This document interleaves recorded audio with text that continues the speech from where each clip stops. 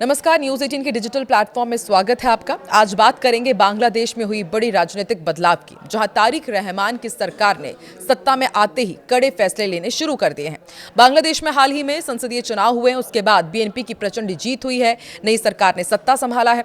इसके साथ ही प्रधानमंत्री के रूप में तारिक रहमान ने शपथ ली है, जो 17 साल के निर्वासन के बाद सत्ता में लौटे हैं। लेकिन सत्ता में आते ही सरकार ने घोषणा की है कि देश में अब भीड़ तंत्र को कतई बर्दाश्त नहीं किया जाएगा। मॉब कल्चर और अनुशासनहीन प्रदर्शनों पर पूरी नकेल कसी जाएगी। लोकतांत्रिक अधिकार होंगे, लेकिन कोई भीड़ तंत्र नहीं चलेगा। सरकार ने स्पष्ट शब्दों में कहा है कि भीड़ तंत्र, हाईवे जाम, सड़कें जाम करना और अराजकता अब नहीं चलेगी।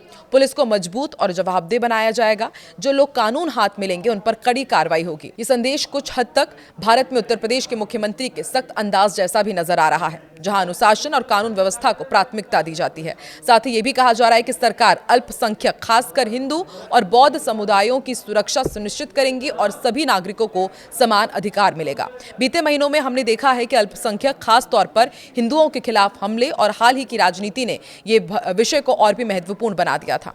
बांग्लादेश नेशनलिस्ट पार्टी यानी कि बीएनपी की सरकार में सबसे सीनियर मंत्री मिर्जा फखरुल इस्लाम आलमगीर ने कानून व्यवस्था को सरकार की 3 सबसे बड़ी प्राथमिकताओं में शामिल बताया है और साफ कहा कि प्रशासन मॉब हिंसा को खत्म करने के लिए ठोस कदम उठाएगा।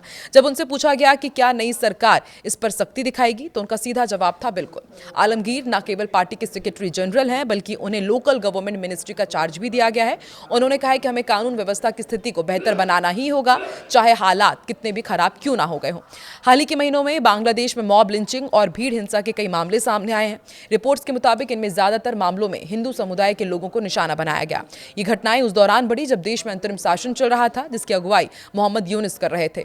5 अगस्त 2024 को हिंसक छात्र आंदोलन के बाद तत्कालीन प्रधानमंत्री शेख हसीना की सरकार गिर गई थी। उसके बाद से देश में मॉब हिंसा, एक्स्ट्रा जुडिशियल हत्याओं और अल्पसंख्यकों पर हमलों की घटनाओं में बढ़ोतरी देखी गई।